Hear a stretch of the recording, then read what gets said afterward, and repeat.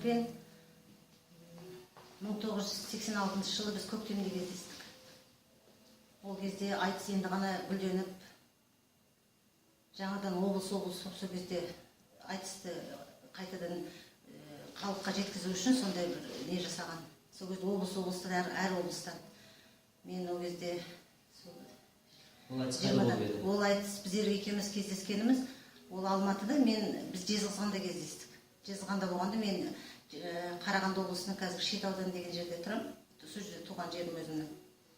Сол ауылдан, облыстан бізге сол кезде бір хабарлама келді, әр неден Жезқазғанда сондай отборочный іріктелген айтыстың несі болады, үлкен соған бару керек деп. Сол мен ауылда нөмір бірінші сол ауданның қызы болғам, сол термеге салса, термеге салатын, ол кезде біз кішкене жазып айтысатынбыз. Қыз бен жігіттің айтысына көбінесе шығатын, бірақ онда текстін жаттап аласыңыз, жаңағы заготовка деген баста бәрі ұрыпты жазсын ғой енді. Сосын бірақ жазып айтысасың, кейде қағаз қойып та айтысатынбыз сол кезде. Сондай енді айтыс шығару үшін ол кезде бәріне сондай мүмкіндік берді. Енді ондай нені көрмеген, біз енді мықты ақынымыз Жезқазған облысынан Шынболат аға болды. Ол кісі де терме айтатын керемет адам болады. Соған Жезқазғанға бару үшін мен ауданнан үкілеп, әдемі киім тіктіріп, өзім әр терме айтамын, сосын қыз бен жігіттің айтысына шығамын. Мен айтысатын Жаңарқадан ұмытып қалдым, қазір ол кісі қайтыс болып кетті. Сосын Ғалым Жайлыбаев шығатын, ол кезде ол жазып ақын ғой ол да.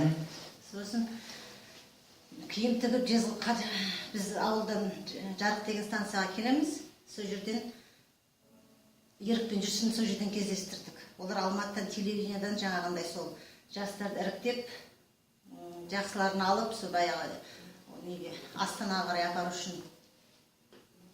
Сол пойызымыз бір екен, Жарықтан келіп пойызға мінеміз. Сол жерде бірақ өзі пойыз бар, Жезқазғанға жүретін. Соның вокзалдың алдында кездестік.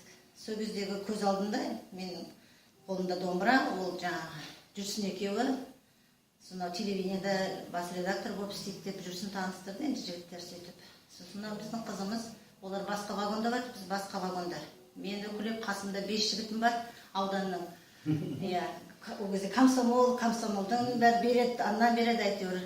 Сосын Жезқазған келіп таңға жақын сөз, таңға жақын бізді сол культураның газелі келіп күтіп алды. Сол газельде қатар отырдық бірге. Сосын жай ғана сөйлестік. Сосын гостиницада бірақ гостиница бар Жезқазғанда, сол жерден номер алдық. Сосын іріктеу айтыс болды. Қайырбек Сүлейменов деген қалдым, ол кісі болған, облыстың культураның бастығы. Сол кісіменен кешкі айтыс болу керек, үлкен айтыс болады, дворецте. Соған енді кішкене дайындық. Кім-кіммен қалай шығады, бәр ақындарды жинап қойды. Әр неден ғой ауданнан. Сосын кейін айтты, Шынболат аға мына жерінде орденде көз алдында әлі күнге дейін. Сол кісіні шығарды, міне біздің бас ақынымыз осы кісімен кім қарсы шығады? Бір айтыстың жаңа несі болсын осыған дейді. Ешкімде үн жоқ, шығатын адам жоқ ондай, қорқасы ондай қайтаға. Сосын еріктер алдында бірінші рядта отырған. Ана кісі енді домбырамен тартып жатыр, айтып жатыр, енді Жезқазғанның осындай несімен кім шығады келіңдер деп маған қарсы келетін. Енді сурп салма сол кезде ең шыққан, енді келе жатқан кезі ғой, енді бізде ода сурп салма деген совсем жоқ, не жоқ. Сосын ешкім шықпайды. Бая шығыңдар, қандай ақын, енді мықты енді облыстан бір баяғы ақынмын дегендер көп ақ, олайдан шыққан ешкім шықпайды. Сол кезде ерік алды да қасында бір жатқан бір домбыраны ала салып сахнаға айтып шықты. Жай ғана бір студия ғой, осындай. Сосын ана кісен сасып қалды. Сол кезде сосын айтты, мына бала енді ол кездегі сөздің бәрін жатқа білген кезінде, қазір өзі шыны керек ұмытып жатыр. Мына бала қайдан келді, ұмытты бала, бірдемені құртты бала деп. Сосын ерік айтты, сен айтсаң өз өлеңді айт, бұл Қадыр Мырзалидың өлеңін айтпа, соның өлең екен сөйтсек сондай. Деп жаңағы жерде Шынболат әшейін бүйтіп нетіп тастады. Енді ол сондай күткен жоқ. Сосын ана культураның нелері бастықтары мәз болып, мынау бір керемет айтыс болайын деп тұр. Біз осындай сценарий қояйық. Кешке осылай шығамыз, бірақ онда сіз Шынболат аға сіз шықпайсыз, онда міне Алматыдан келген ақынымыз, жас ақынымыз сонда Ерік Асқаров деп шығарамыз. Сол кезде кім шығады дегенде сіз жүгіріп шығасыз. Сценарий бойынша солай екен. Ол кездегі ақындардың бәрі сахнада отырады. Қанша әнші бар, ақын бар, сахнада отырамыз. Төрінде отырып қызып қояды. Ортамызда Игілік Омаров, сол кісі керемет айтады. екінші жағымда шым болады, мен ортасында ненің гүлі жаңағы отырмыз, жаңағы сценарий бойынша ерге атып шығып жаңағы мен өзі негізі түбім Қызылжар Көкшетаумын деп еді, 1-2 нелер енді адамдар сол жақтан келген енді күйеуге тиген қыздар болу керек енді кішкене онша нете қойған жоқ, бірақ жезқазған деп енді сонда да намыс ол жерде. Бір кезде енді Шымбұлақтағы шығу керек сценарий бойынша, мен қасымда отыр, ол кісі шықпайды. Сосын мен аға сіз шығуыңыз керек қой. Ол кісі үндемейді, мен аға сіз шығуыңыз керек қой енді.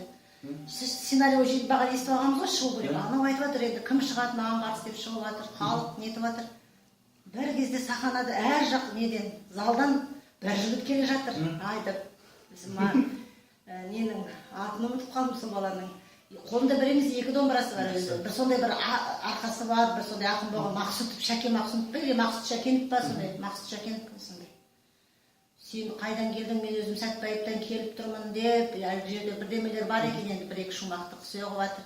Бір кезде ерік алды да оны, не сөйтіп отқанда әлгі нетіп кетті, әлгі баланың тиегі ұшып кетті ма, нетіп кетті. Сосын ерік айтты, тиегім ұшып кетті болғаны ғой, бірдеме сол. Енді сол моменттерге ерік ондай ешқашан кірмейтін сорып салмаларға. Халық енді ондай кезде жат не, халық бәрі ерік жаққа шығып кетті.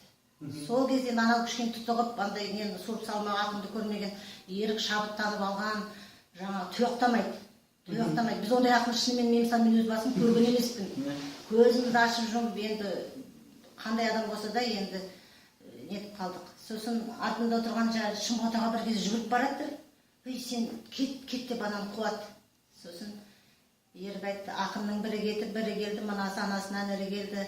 Қалайық бірдемеде көрді отыр, болады бір шашылық бүгін енді деп. Сол жерде сосын ана кісі енді алдында нетіп байқап көргем, сонда мен сені шахтаға салып алайын, біздің енді бұл жерде менің шахтасы бар ғой. Космосқа ұшырып жіберейін, баяғы Байқоңыр. Сосын еріп шахтаға салсаң, шахтаға сал, мен қазақтың Сәтбаевы мен болайын, космосқа ұшырсаң ұшыра ғой, қазақтың Гагарины мен болайын, тоқтамайды. Әшейін. Бүкіл халық сосын ерікке алып кетті. Бір керемет сондай айтыс болды. Сөйтіп отырғанда еріктің тиегі ұшып кетті. Ол онша домбыра тарта алмайды, шыны керек. Сауып тартады. Бір нені біз Бекболат екеуміз зорға үйреткенбіз, бірақ кейіннен оған дейін мен оны білмейді екен, бірақ бүйтіп домбыраны ұстап тартылғанда мен домбыра тартып білмейтін білген жоқпын шыны керек. Домбырасы тиегі ұшып кетті, сосын бір кезде артына қарады да маған домбыраңды берші деді. Сіз домбыра? Мен домбырам жоғары сопрано дауысым. Сосын мен ой аға менің даусымды келтіріп қойғым, терме айтуға, термеге шығуым керек қазір. Менің даусым сізге келмейді ғой дедім. Сосын өлер қырықты да Серік Оспанов деген әнші бар ғой. Сол жүгіріп барып бір домбыра әкеп берді. Соныменен айтыс әрі қарай жалғасып кетті.